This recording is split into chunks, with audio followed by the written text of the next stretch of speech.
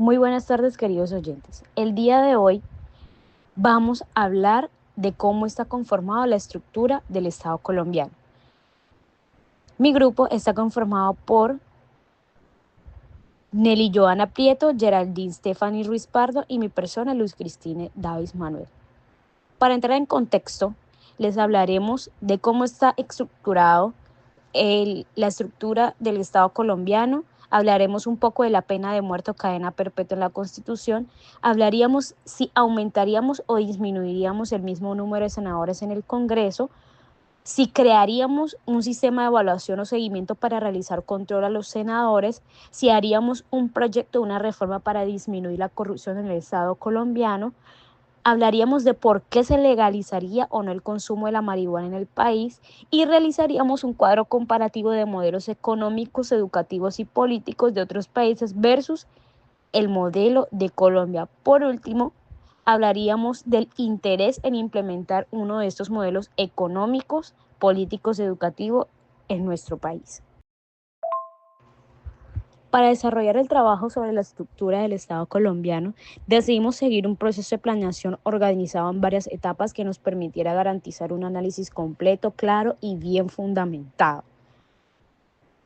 ¿Cómo lo pensamos y por qué tomamos estas decisiones? Primero, acordamos que el eje principal sería la estructura del Estado colombiano, dividiendo el contenido en sus componentes principales, que son las ramas del poder público, ejecutivo, legislativo y judicial, sin dejar atrás los órganos de control, la organización territorial, órganos autónomos y entidades como agencias del Estado y empresas sociales del Estado. ¿Por qué lo consideramos?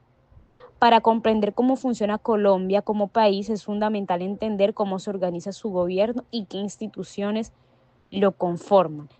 En este trabajo nosotros asignamos roles a cada integrante del grupo según sus habilidades, en los cuales estuvieron involucrados investigación documental, redacción, diseño de mapas conceptuales, revisiones y correcciones. Repartir estas actividades nos permitió trabajar en paralelo y aprovechar mejor el tiempo, asegurando que cada parte del trabajo fuera realizada con calidad. Antes de abarcar los diferentes puntos de este trabajo, primero vamos a realizar una breve introducción. Tenemos que entender que el Estado colombiano está estructurado bajo un modelo republicano, democrático y participativo. Se organiza a través de una división de poderes y una administración pública que va a operar mediante distintos sectores administrativos. Esta estructura busca garantizar el bienestar de los ciudadanos y el cumplimiento de los principios constitucionales. Si abarcamos el otro tema de nuestro trabajo, dentro del debate nacional, también se surgen diferentes propuestas polémicas como la pena de muerte o cadena perpetua, que confrontan los principios constitucionales de dignidad humana y rehabilitación. Asimismo, se discute si es conveniente aumentar o disminuir el número de senadores en el Congreso, una medida que podría impactar tanto en la representación democrática como en la eficiencia legislativa. En paralelo, el país analiza reformas profundas que están orientadas a combatir la corrupción estatal y evalúa políticas como la legalización del consumo de la marihuana, teniendo en cuenta los impactos sociales, económicos y sanitarios. Finalmente, al comparar los modelos económicos, educativos y políticos de Colombia con otros países, se revelan oportunidades de mejora y aprendizaje, especialmente en lo que respecta a la equidad, el acceso a la educación de calidad y el fortalecimiento de la democracia. La estructura del Estado colombiano incluye lo que son las ramas del poder público subdivididos por ramas legislativa, ejecutiva y judicial. La estructura de este Estado incluye una organización electoral que se subdividió por Registraduría Nacional del Estado Civil, Consejo Nacional Electoral, de las cuales incluyen Secretaría General, Oficina de Planeación, Oficina Jurídica, Registraduría Delegada, entre otros. Al igual encontraremos los órganos autónomos e independientes, como por ejemplo podemos destacar dos, que es el Banco de la República y la Comisión Nacional del Servicio, y los órganos de control, como lo serían la Contraloría General de la República, Fondo de Bienestar Social y Auditoría General de la República. La estructura del Estado también incluye un sistema integral de verdad, justicia, reparación y no repetición, al igual que está conformado por las órdenes departamentales y las órdenes municipales. Encontramos las agencias del Estado, los patrimonios propios y las ramas del poder público que incluyen empresas sociales del Estado, empresas industriales y comerciales del Estado. Si hablamos de los sectores administrativos de Colombia, encontramos lo que son los sectores interiores que conforman las relaciones exteriores, haciendas y crédito público, justicia y el derecho, defensa nacional, agricultura y desarrollo rural, salud y protección social, trabajo, ambiente y desarrollo sostenible, minas y energía, comercio, industria y turismo, educación nacional, cultura, vivienda, ciudad y territorio, tecnología de la información y comunicaciones y por último, transporte. Si bien hablamos de los mecanismos de coordinación, encontraríamos las regulaciones interinstitucionales, acciones administrativas, descentralización, concurrencia, complementariedad y subsidiariedad. Por último, encontraríamos las coordinaciones gubernamentales. Bueno, la primera pregunta es, ¿se incluirá la pena de muerte o la cadena perpetua en su constitución? No, porque la pena capital o la pena de muerte no sería parte de la discusión, puesto que es un conflicto de derechos humanos básicos, incluido el derecho a vivir. Además, su uso puede ser permanente si hay errores en las decisiones judiciales. El confinamiento de la vida podría considerarse adecuado únicamente para delitos graves, como infracciones graves, varios asesinatos o hechos terroristas. Sin embargo, existe la posibilidad de la revolución legal después de un periodo, por ejemplo, de 30 años, para no dejar como de lado la rehabilitación. Sí, la segunda pregunta sería, ¿aumentaría o disminuiría o dejará el mismo número de senadores del Congreso? ¿Sí o no y por qué?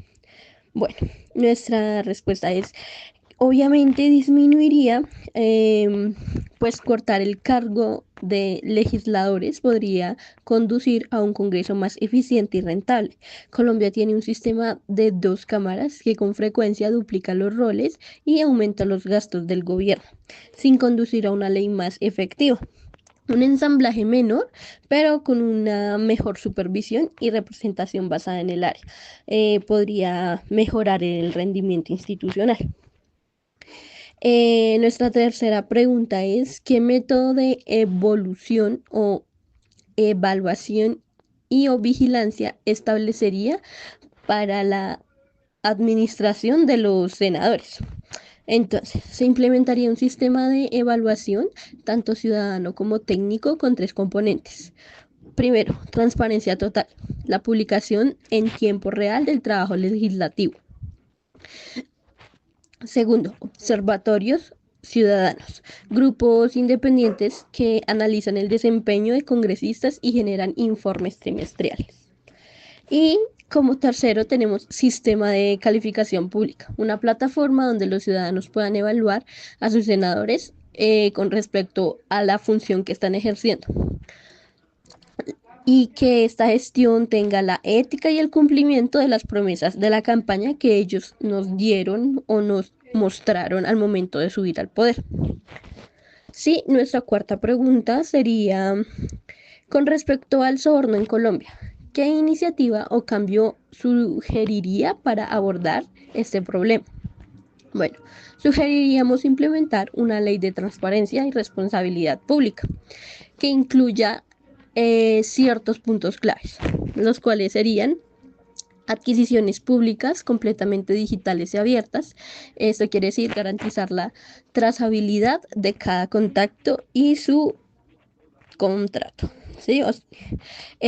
Como segundo sería el fortalecimiento de la oficina de fiscal y la oficina de abogado anticorrupción.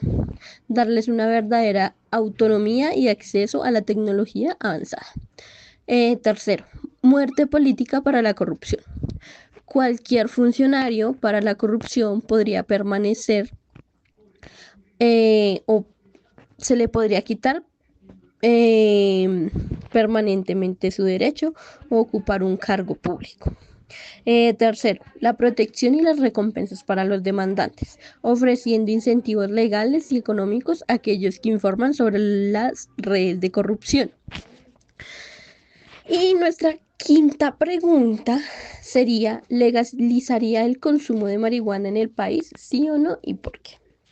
Nuestra respuesta es sí, sí la legalizaríamos porque la legalización del uso de la marihuana con las reglas se puede reducir en los grupos de delitos, o sea, pueden bajar los índices de delitos, se pueden liberar fondos judiciales y policiales y generar dinero de impuestos.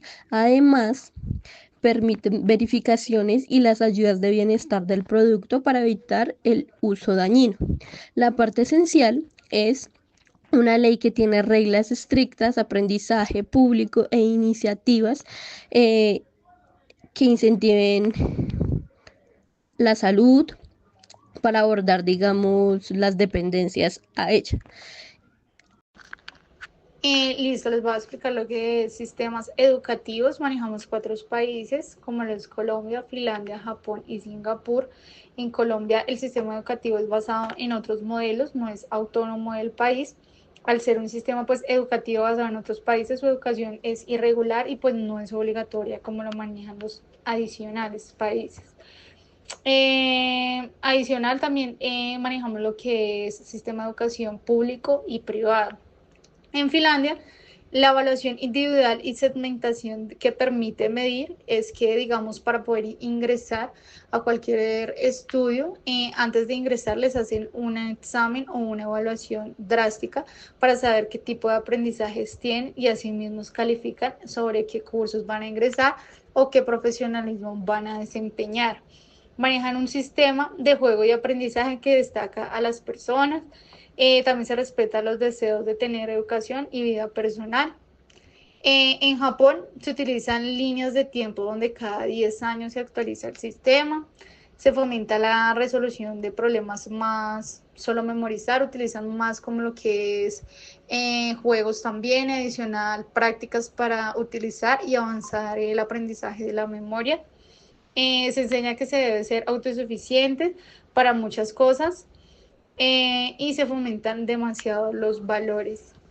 En Singapur también encontramos que se destina el 20% de presupuesto anual en la educación, ya que es un país supremamente que invierte en la educación. O sea, lo importante para ese país es la educación, tanto para los niños y como para los adultos.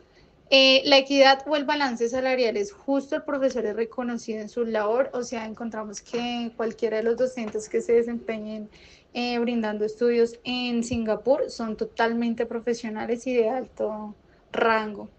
El nivel de exigencia genera niveles de estrés y a los niños y a los jóvenes